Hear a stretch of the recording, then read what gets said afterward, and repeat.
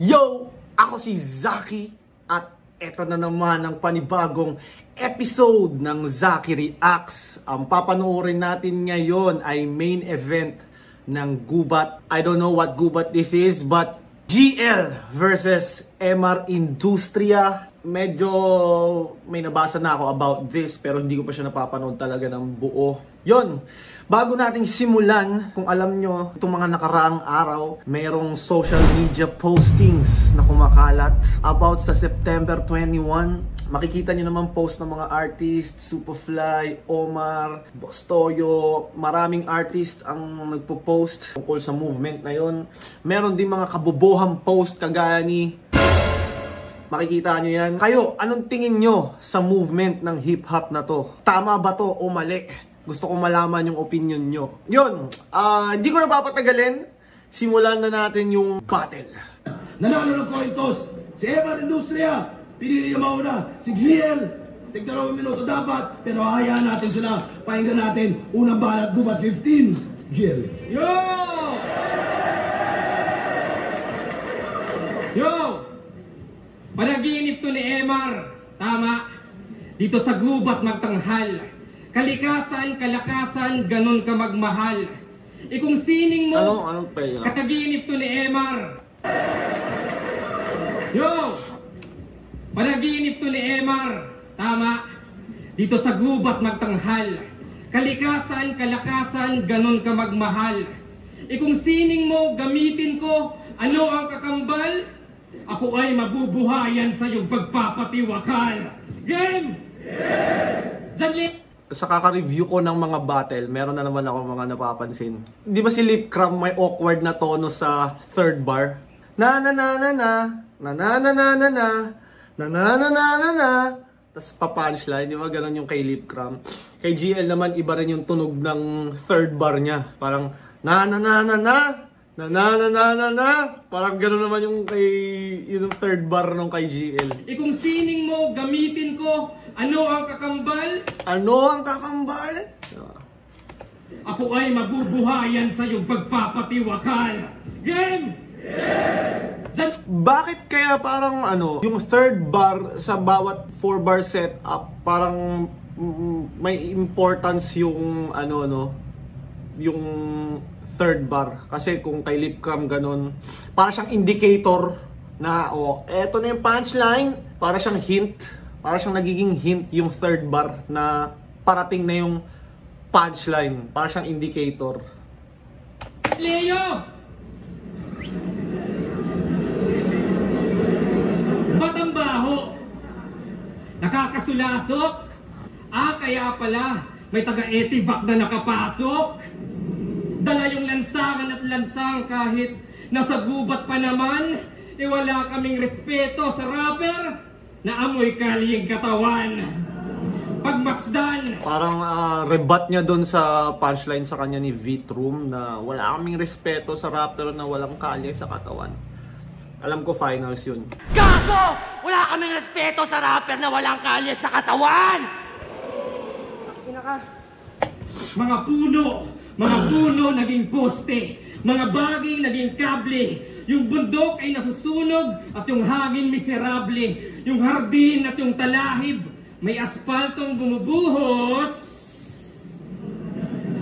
Lumalakas industriya habang gubat na uubos. Kaya ano daw? Uhos. Yung hardin at yung talahib, may aspaltong bumubuhos. Lumalakas industriya habang gubat na uubos. Kaya gising MR, kung ayaw mong makitang yung aswang ay naging vlogger. Oo, nagtrending sa madla, yung manananggal, may OnlyFans. Pero bewang lang at pababa. Yung tikbalang nag-angkas, tas sumusunod sa Waze. Tas sa puno ng balete may kapring nagbe-vape. Pero yung pinakamasahol na imaheng matatanaw, makikita nyo si MR sa TikTok sumasayaw.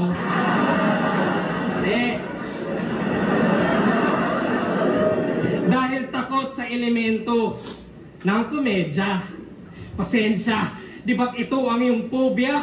Na yung civic at kultura ay di mapulutan ng leksyon? Na yung wika ay babuyin gawing pulutan at lechon?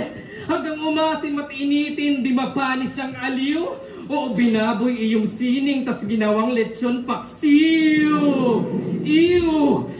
Kasi may album to, na yung titulo, Ala-ala, daan ng Parang ginagaya ni GL yung style ni MR. Parang binabattle niya si MR gamit yung style ni MR. Tsaka yung mga sound na ginagawa ni MR, mga dulo, ginagaya ni GL. Pero parang medyo hindi pa ako nakakarinig ng, alam mo yun, yung mga ganun ni GL na punchline. Wala pa sa magdadalawang minuto na to. mga tumakas, maangas, yung tabas.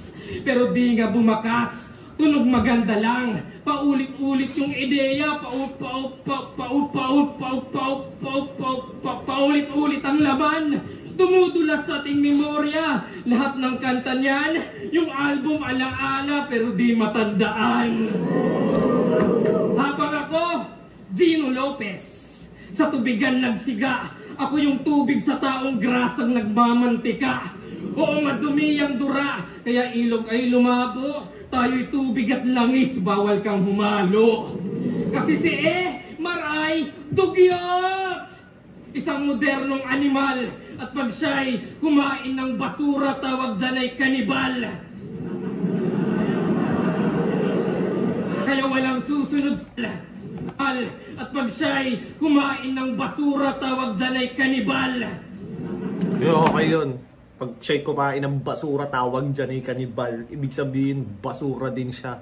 Damn! Sunod sa'yo, na tao sa portal, kung ang daan ng mga tumakas ay mabawong imbordal. Oo, walang susunod sa'yo, sigurado walang duda. Maliban na lang kung may 80,000 na ayuda. Ano kuha? Ano nga ba? Oo, walang susunod sa'yo, sigurado walang dudang imbordal. Sa portal, kung ang daan ng mga tumakas ay mabawong imbordal. Oo, walang susunod sa'yo, sigurado walang duda. Maliban na lang kung may 80,000 na ayuda. Ano kuha? Nire-reference niya ata dito is yung, di ba parang sa Makati ata yun, merong babae na lumabas sa sewer, in short, kanal. Lumabas sa butas ng kanal, tapos na-videoan siya ng someone, tapos nag-viral yung photo, tapos binigyan siya ng 80,000 na assistance ata ng government dahil nga parang doon siya nakatira sa kanal. Ewan ko kung tama yung buong storya, pero ganun, nung nabasa ko siya parang ganun. Tawag dyan, mole people ata yung mga ganun eh. May mga napanood akong documentary na meron talagang ganun, tapos sa ilalim sila ng kanal, yung kanal, merong maliit na mga parang space doon, tapos doon sila nagluluto, doon sila natutulog. Dungis ba yung tema? Ika'y di solusyon. Walang silbi, industriya, makalat evolusyon. Walang silbi sa Bisaya, di ba't why polusyon? Hindi, kung may MR sa Bisaya, di why polusyon. Kasi why pollution? Walang silbi sa Bisaya, why pulos? Walang kwenta or walang silbi? Parang gano'n. Naginip to ni MR, tama? Hindi. Ako ba'y nagkamali?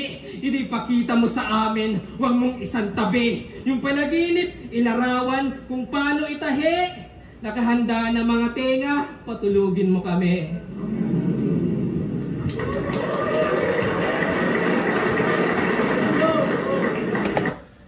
Sobrang taas ng standard na sinet ni GL. Pag meron siyang round na sakto lang, parang ang dating, parang ang hina. Parang nasanay na ako na sobrang lakas lagi ni GL. Pag may ganito siyang performance, parang ang hina na sa paningin.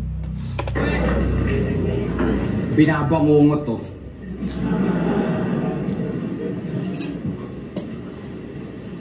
Kulang ka sa paalala.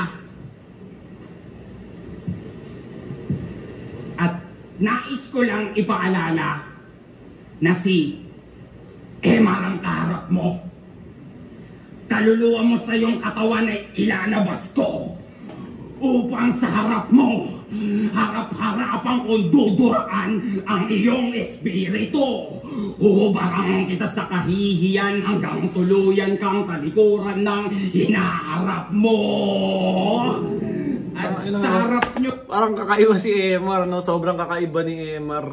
Left field ba kung tawagin yung ganito? Parang ang ano kay Emar yung pagiging unique niya eh. Kasi di ba karamihan ng rapper ngayon magkakatunog na. Pag may ganito ka, distinct ka, may sarili kang style, kahit ano man standing mo, parang lagi kang may spot sa battle rap kasi kakaunti yung ganitong style. Hindi lahat. Meron din naman mga ganyang style na may ibang rapper na may ganyan pero hindi kagaya nito. Paiikutin ko hanggang mapigtan tong duplika ng duplika na pinaduplika na kahit magpakasusi ka sa pinto nila ay pambukas ka lang ng delata ng gutom na industriya. Ito na ang paghinto mo ng paghahambing mo sa panahong magkaiba. Kakakumpara mo sa nagawa nila sa oras nila. Di mo na... Tinutukoy paghahambing mo sa panahon, parang old gods and current gods. Di ba si GL ang nagpauso nun or ang gumawa nun? Malaya na, kasalukuyan ay oras mo na. Pagkat dito sa gubat, akin to. Etong matching mababagting sa lambat kong malalambak. Uulanin ang nakakalasong sumpit, sundang pana at didoseng sumpa. Pagwis ni Adana, sa kokote mo isasaksak, paimpyerno ang iyong bagsak, pagkat pailalim ang lipad mo, GL, anghel na nasa talampakan ng pakpak. Kaya pakinggan. Ano pakyo? Wala sa bukabularyo o mamakyo. Pinigilan niya yung pakyo tapos biglang binalik niya sa wala sa bukabularyo o mamakyo. Creative din yung kay Emar pero iba yung pagiging creative ni Emar, iba sa lahat. Kumbaga, iba yung pagiging technical niya, iba yung bars niya, iba yung punchlines niya. Pakinggan ang huni ng ibong pipit na kinainggitan ng isang lawin. Ngunit nadodoling sa aking kulay kaya hindi ako magawang gagitin. Kanyang pakaya'y melodiya kong nagpapaindak sa bundok, dagat at hangin. Na kahit makuha mo ang aking musika, awitin ko hindi mo kayang awitin. Nisulatin, masusunog ka o babasahin. Grado ng antipara mo ay kukulangin, pagkat kung lilinawin aking ibig sabihin, ang matatagpuan mo sa aking linya ay iyong niha. Tadag, tit, tit, tit, tit, tit, tit. Unang round ko pa lang, hindi ka pa pwedeng mamatay. Steve.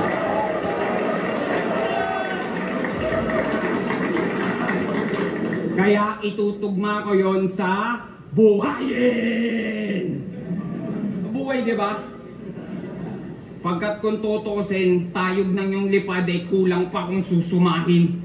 Hindi ka ibong mapanganib sa gubat, GL. Isa ka lang sisiw na pinangalanan na lawin.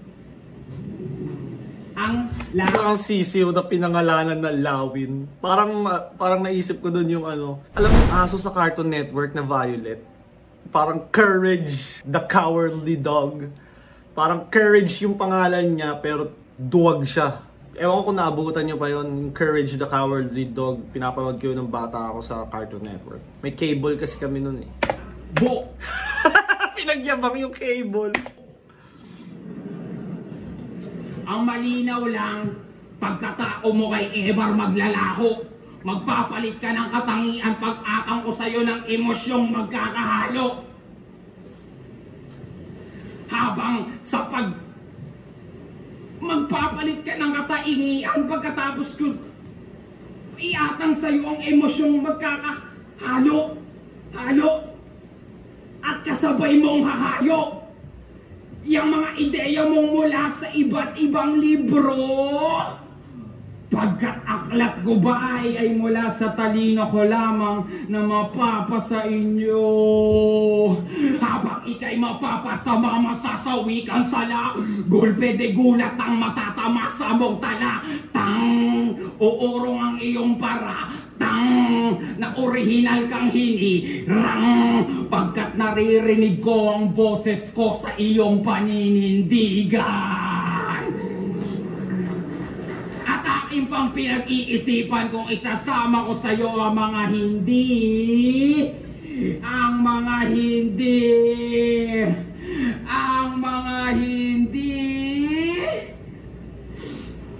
mag-aalay sa iyo ng katahimikan para sa iyong katahimikan.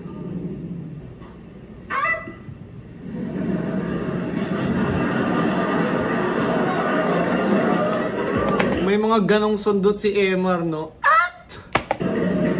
Parang slight comedy sa gitna ng serious na round. Mas bagay sa'yo yon dahil mas maingay yon kaysa sa palakpakan. Yo! Yun na yun. Parang, kumbaga kung iaano mo, si GL, ginaya niya si Emar. Si Emar, pinlay niya yung sarili niyang style. Ginanapan niya yung sarili niyang style. Pinerform niya kung paano siya mag-perform na mas malakas ng konti kumpara sa mga the usual performance niya. Kaya parang medyo, kahit may mga nagustuhan din akong scheme kay GL sa round 1, mas parang Emar ako ng konti. Yung panaginip ni Emar. Sorry to interrupt you. Pwedeng wait. Paki-follow mo muna ako sa aking FB page. Ako'y di nawili. Kaya pag-usapan na lang natin yung ex mo si DB. Uy! Oo, si Des. At yung storya ng pandemya ating alamin. Kala mo gising ka na, nasa panaginip ka pa rin. Kasi may love song to. Check nyo. Yung title, Pagkakamali. Pagkakamali. Yun yung check ko nga yan. Love song ni Emar. Pagkakamali. malaki mong pagkakamali. Kasi kala ko ay hawak mo. Yung ibang dimensyon, well, di po yata. Sa kalawakan lumalaban, pero LDR, di mo kaya. E paano walang cellphone? Gusto niya ay sulat lang. Gusto niya yung parang liham ni Andres kay Kaoriang. Tinanong siya kung mahal niya, yung sagot niya ganito, mahal ba ng araw ang buwan? Yung nagtatanggal puwang sa kalangitang kulimlim, kampanang iyayanig sa bawat nilalang magigising si Emar ay kulang sa dilig. At si DB sumagot nagsasabing, kaya mo to. O Emar, mahal kita. Ice teru, saranghe, ti amo. Ang kaso, nag-hallucinate ka lang parang Chris Delano. Oo, si Kepter was up. Yung pader pinano, mistulang Donald Trump, tas ikay Meksikano. Kaya ikaw... She kept her walls up. Mistulang Donald Trump, ikay Meksikano. Si Donald Trump kasi mula nung naupo siya, parang gumawa ata siya ng malaking wall para hindi makapasok yung mga outsider or immigrants. May na-obsess, di ka respetado, at nakita nyo si Emar kay Desperado. Kasi kung si Zenlook kumantot ng tadhana, sounds familiar. Na si Emar na corrupt. Ikaw yung tindira ng tadhana and boy, it fuck you up. Kasi kung may Looney plus Frizzle-an equals may nanalo na. Si Emar plus anong plus, si Des naglaho na. At sa ML lang may epic comeback. Kaso yung MM ay very weak. Kaya gets mapre-predict na yung balik ay masakit, vengeance at belerik. At ang umaasa sa tadhana'y walang sense na entity. Yan ang death ng enemy. Pagkat ngayon mo lang nakitang walang death sa destiny. Kasi nga may album to, na yung titulo, Ala-ala, daan ng mga tumakas.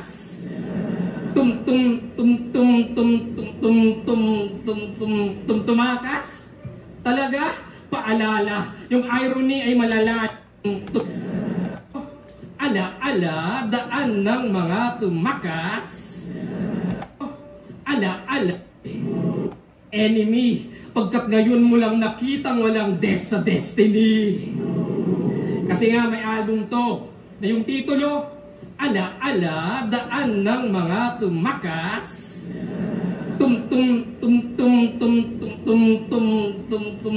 Tumakas? Hindi ko gets yun. Ano yung ginagawa niya na yun? Hindi ko... San reference yun? San ba... Kasi di ba mga MC minsan may ginagaya yan sila. Kunya ako, teknolodya! Memes minsan, nire-reference somewhere. Yun, hindi ko gets yung ginagawa ni GL. Talaga? Paalala, yung irony ay malala na kasi ikaw yung di makatakas sa mga alaala. Kasi kala mo ay parang echo na pagtagal lihina. Ang kaso, she speaks volumes, parang encyclopedia. Kaya boses niya sa tenga mo She speaks volumes, parang encyclopedia. Yung encyclopedia kasi, di ba maraming volume yun? Iba-iba yung ano. She speaks volumes. Galing ng mga idiom ni GL. She speaks volumes, parang encyclopedia. Kaya boses niya sa tenga mo ay mahirap tanggalin. Talagang iindahin. Kasi ang dB ay decibel, kaya naririnig pa rin. Kaya ano? Mabababay. dB, decibel, parang measurement ata yung dB ng sound. Tama ba? dB, decibel, measurement ng sound. Sana tama yung mga pinagsasabi ko. Yung GL, pero gets na yan. Di ko dinama yung GF, yung X niya lang. Atong angle, kay plasma galing, oo. Sabay sa uso, kaya ganto katuso. Kasi kung may plasma sa dugo, dadaan sa puso. At deserve ni Emar to, total pinaka bano. Gitraidor ka sa uprising, murag di ka kamao. Kaya, ano, di nyo nakuha na yung halimaw niyang imahe umiyak ng kusa hanggang humupa at yung dagat-dagatang apoy namatay sa luha. Kaya DB man o GL parehas ang tagpo, 2 letra lamang Emar ang papatay sa'yo. Kaya ano, gising o pwede ring hindi, ikaw na magpasya para kahit sa panaginip makita mo pa siya.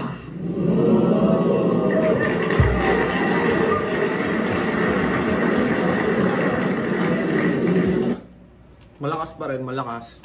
Sama mo. Ang sama mo. 2 letra lang ang papatay sa'yo. Ako si EI. Ako yun! Bakit ba ganyan ka mag-rap? Kumatalon-talon. Napapunta ka ng Amerika, napunta kay Plasma. Ang ina niyan. Ang layo. Layo na nga nito, layo pa nito. Tumatalon-talon ang impormasyon. Kaya mukhang nakalabas ka sa kahon, sa kakatalon. Sa kakatalon, nakalabas ka sa kahon para makahon sa sarili mong isipan. Nakakahon kang nagkampiyon o mas taangan ngayong leon para ikahon ang ama mong kalikasan. GL, balik sa pinanggalingan. Matutong maghugas, magtiklop ng pinaglamunan mo at pinagkainan. Kung hindi, tutunawin ko yung gintot kutsara at tinidor at ipapainom sa'yo. Ngunit hindi pa ba po?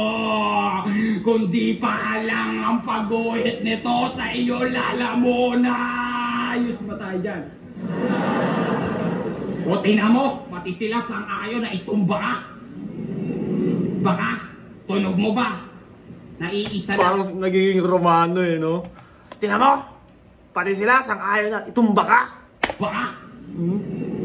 Baka, tunog mo ba? Tahangin na! Rest in peace, Romano. Naiisa lang kami ng kagustuhan. Hindi kasi lahat ng humahanga sa iyo ay iyong kaibigan. May mga pumarito para mapanood. ang pagsirit ng dugo mo habang masaya kitang pinapugutan. May mga pumarito para mapanood kung paano ko tatapak-tapakan ang pangalan mo sa ngalan ng aking nalan. May mga pumarito para, si Kuya Kebs, pumarito para makuhanan kung paano ka aaniuri ng dagat-dagatang apoy sa kagubatan. At ang industriya na to ay pumarito para taniman ang lupa nyo ng halaman. Ano masusunog ang gubat? Agrikultura. Halaman. Hindi yan, kundi yung nakakalason at ipapalamon ko sa angkan mo at kaapo-apuhan. Ako si Evar, nandirito. Abay, gusto ko lang ang gawin niyang katawamot ka lang saye. Gawin kong goryon. At bituko mo ang pise. Bay nang makita mo mula itaas ang bakas ng pinagkaladkaran ng ancestor mo, Leyte hanggang Cavite. Kaya kung taga-Leyte ka, Leche ka. Na kahit gamitan mo ko ng itim na mahika, ang agimat ko ay subok. Sa katunayan, pag binabarang ang mga mangkukulam sa eteba, ako ang gumagamot. Kaya Pag binabarang ang mga mangkukulam sa etibak, siya yung gumagamot. tawag mo nang Ulit, intindihin niya no? mga lumang Diyos. Intindihin mo tong industriyang bagot na kahit manalangin ka't manawagan pag hindi ko pinayagan ay hindi sila sasagot, lalo pa sa tulad mong pulpol na apostol na nagpapastol sa iniihian kong lupa. Habang ako'y itim na lobo nagbabalat tupa, ikay tupang binalatan, pangkatay para sa palengke, pambenta. Tinera ko na lang ito may pera, bayaran ko na ng renta sa 30.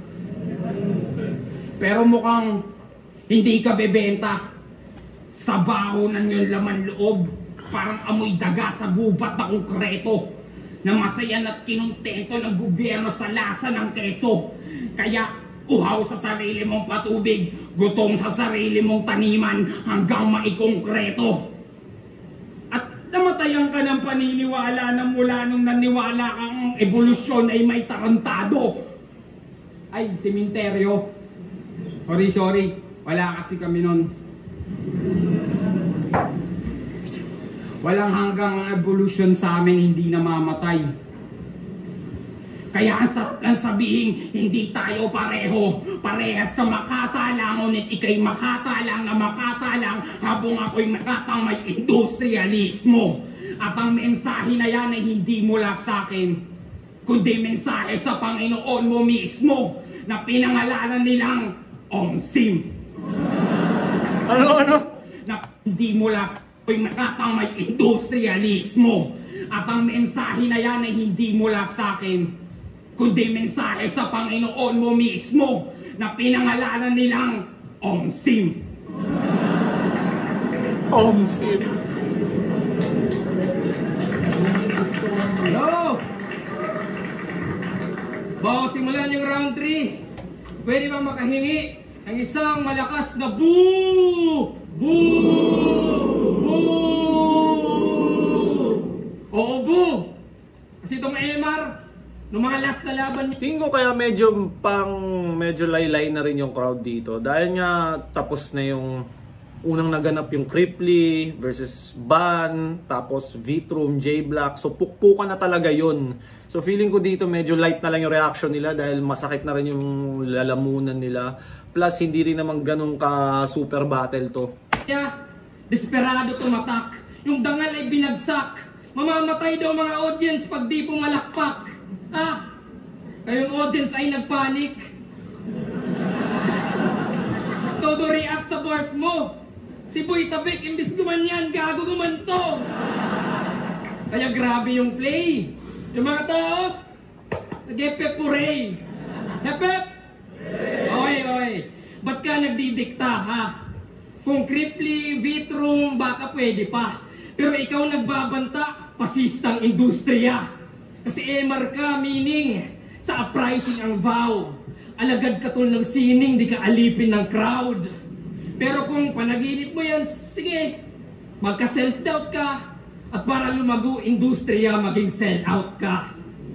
Kasi inasar mo pa si Lucas na sa gubat, pamingwit yung bitbit, kaya di marahas. Baka nakakalimot ka, si Gon ng Hunter x Hunter, pamingwit yung armas.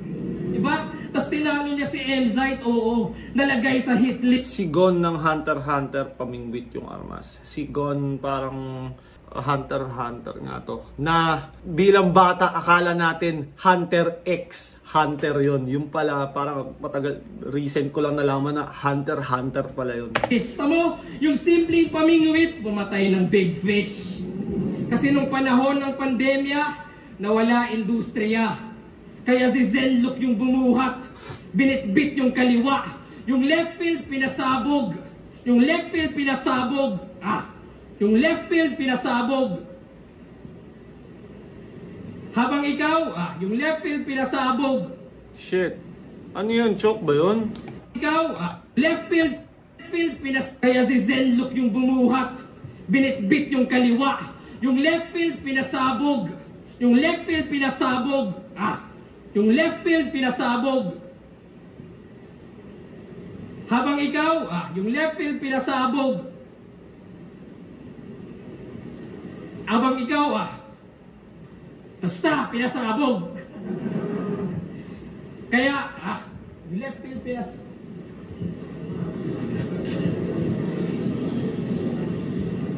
Kasi nung nawala, ano na yun hindi na yun stumble, medyo choke na yun kasi lagpas ng 20 seconds.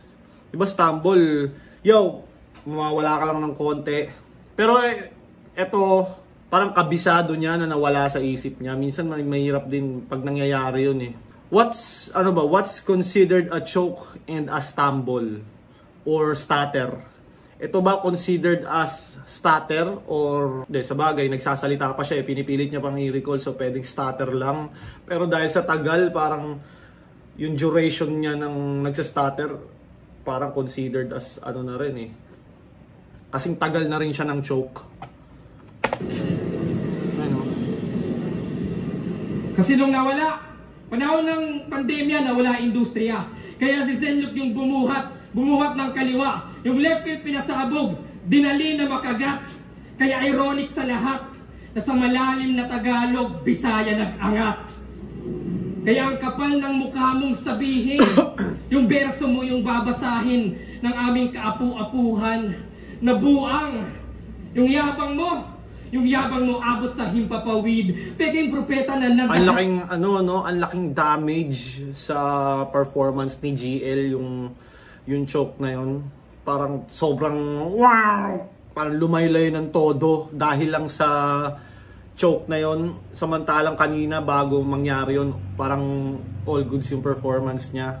Tapos parang lalo na pag live talagang bababa yung momentum niyan pag nag-choke ka or nag-stumble ka ng ganon.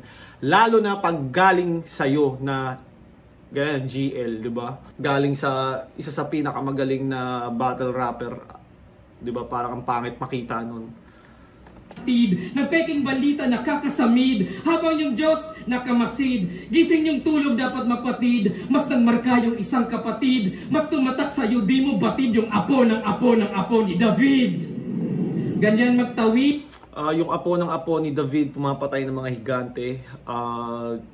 Lyrics ni ni Zenlook yun. Laban ata kay Jonas.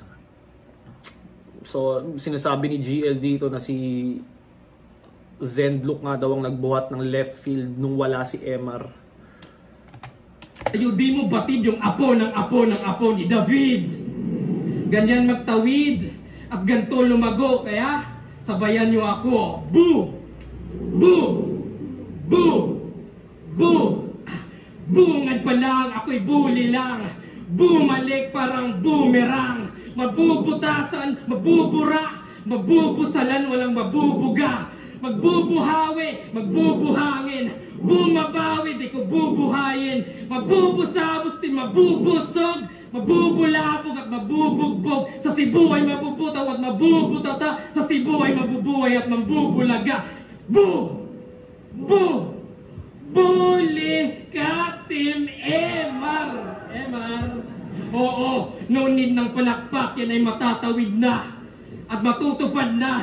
At mapupunan pa na kahit buang ginamit ay mabubuang ka. Yeah! Kaya yung album mo na yung titulo, basta, di ipapamalas kasi kanina ka pa di nakakatakas mula sa gubat, polusyon, kay DB emosyon, sa tao delusyon, nahugot na ba? Mga panaginip mo maray bangungot pala. O ito'y dream within a dream, but not what it seems. Kung akala nyo inception na magigising na lang, ito'y final destination, siya'y makikitil pa lang. Kaya round 1 game! Wag na. Pinapalaya na kita. Tung peki pinanis. Tunay lang ang mananatili, pwede ka nang makaalis. Kasi all 3 rounds, walang selfie bars o championship. Partida ko yan. Di na kailangan na sabihin, pinakita ko lang. Kasi tapos na.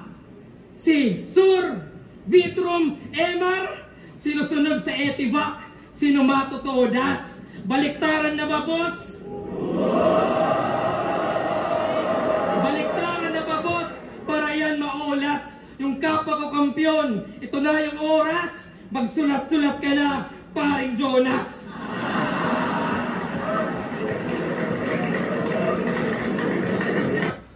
Kala ko Thomas na pero obviously yun yung pinaparating niya na si Tomas Baliktaran. Feeling ko yung boo, hindi na siya ganun ka tumama. Parang laylay na yung boo dahil galing dun sa choke. Medyo pero props pa rin kay GL dahil naitawid niya. Kung tutuusin, mas magaling yung performance niya nung sinagtala kumpara dito sa GL na versus MR. Siguro, syempre, 2 battle, hindi yun madali. Masyado kong parang masyado akong nahihinaan kay GL dito. Pero yun nga, bumattle pa siya a day before versus J Black, champion din ng isa buhay. So mahirap yung mga ginawa ni GL. Gets ko din bakit parang ganito, medyo hindi ganun ka the usual na pinapakita niya. May na-sacrifice. Kumbaga malakas siya nung sinagtala, medyo humina siya dito.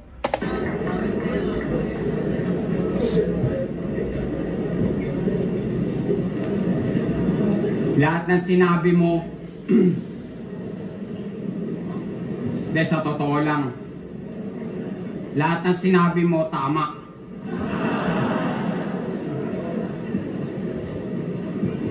May premyo, papasok ko yung ulo mo sa tumbong ni Sinagtala. Kasi may isa ang mali. Ang dami nun. May isa ang mali, ang dami nun. Lahat ng sinabi mo ay hindi ko kahinaan. Yan ay aking lakas. Kaya nga sa ganyang paraan mo ko sinulatan kasi alam mong yan ay aking lakas. Kaya paano ko magagalusan kung alam mong kahinaan ko ay aking lakas? Kung totoosin GL kahit naka-D4 o kaya itang pagtatadyak ang palabas.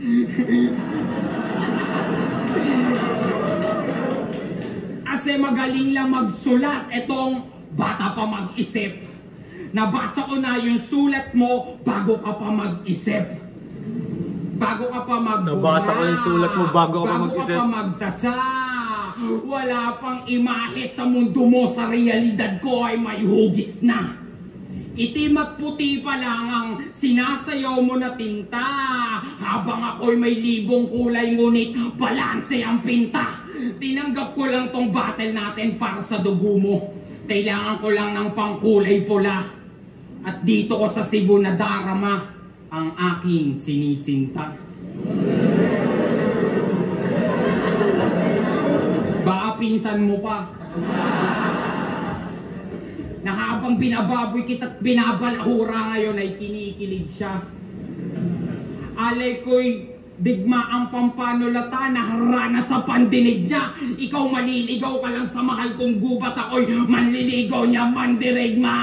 Kaya, palipad hangin ko ay iyong hinihingay. Para kang hinihimay.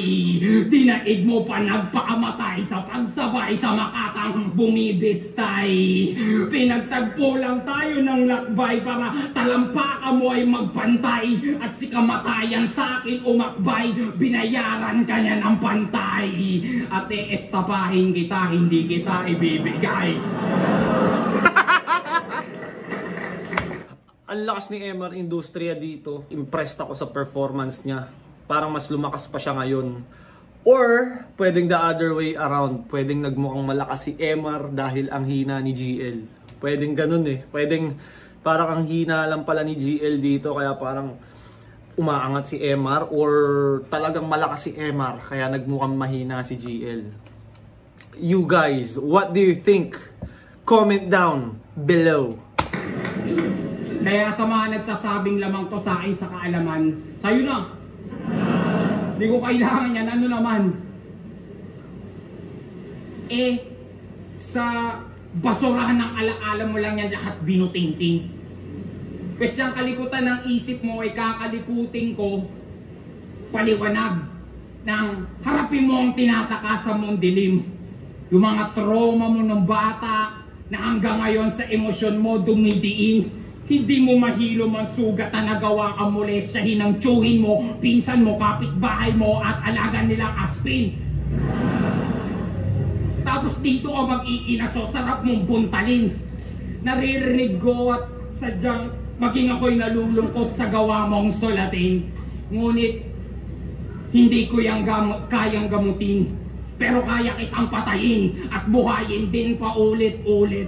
Nang danasin mo ito paulit-ulit, ang malagim ng pagkapunit paulit-ulit, at mapapanood nyo ito paulit-ulit at paulit na paulit.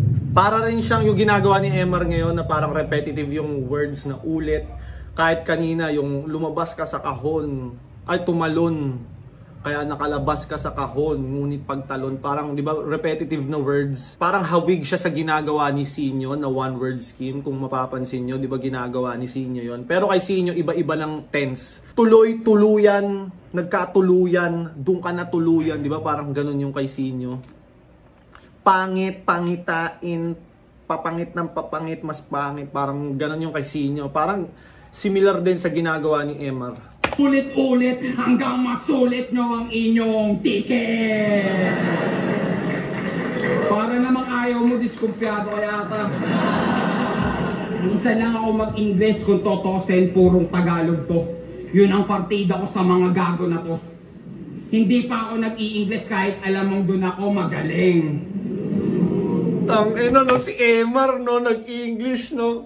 What's up, nigga? Joke. Tama. Hindi, di ba? Magkasukotan. Gusto nyo? Esa mukha na. Hindi kayo ang masusunod! No motherfucking way! Natanda mo na, walang daan. Para matakasan mo ang tadhana mo na hindi mo na matandaan. Kontrata namin ito ng kaluluwa mo na kanyang pinirmahan.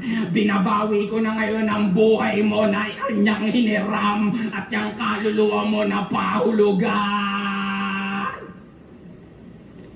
Palakpakan!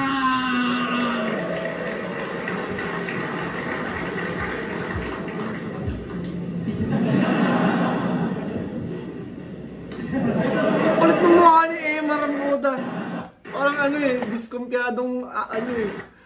Parang iniinsulto ka sa tingin mo, tinan mo.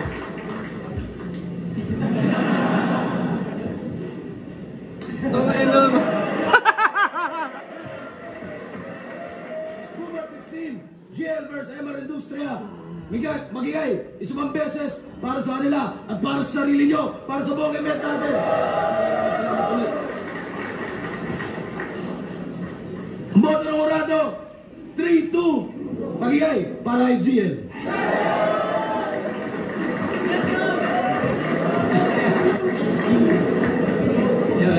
Yan nga pala yung shoutouts. Jojo. Para sa akin, lamang ng konti si MR sa round 1 and round 3. Pero gets ko rin bakit GL pa rin ang binoto nila dahil syempre champ. Pag champ, tas dikit, mas malaki chance mapunta sa champ. Parang ganon. Tsaka parang hindi rin naman ganon ka bugbog talaga si GL eh. Parang medyo nasira niya yung sarili niyang performance dun sa choke. Pero hindi siya dahil parang bugbog siya kay MR. Pero lakas din ni MR. Pero for me, parang lumamang si MR ng konti sa first round tsaka sa third. Tapos, second round, dikit lang din. Pero yon, yeah. Kayo, sa tingin nyo, anong may papakita ni GL sa parating na Vuelta Balentong? Versus Raffian, versus Husky, dalawa yung laban niya. 2 days apart to, di ba? Nilabanan niya si J Black, tapos nilabanan niya naman niya yung si MR. 2 battles na obviously mahirap gawin. Gagawin niya ulit sa Vuelta Balentong. Ano sa tingin nyo magiging resulta? Ako, tingin ko mahihirapan siya. Pero tingin ko, pag na-pull off niya, man, another leap na naman siya ng ano. Kumbaga, si GL kasi parang ano eh, dare to be great. Kumbaga, nire-risk niya talaga yung sarili niya.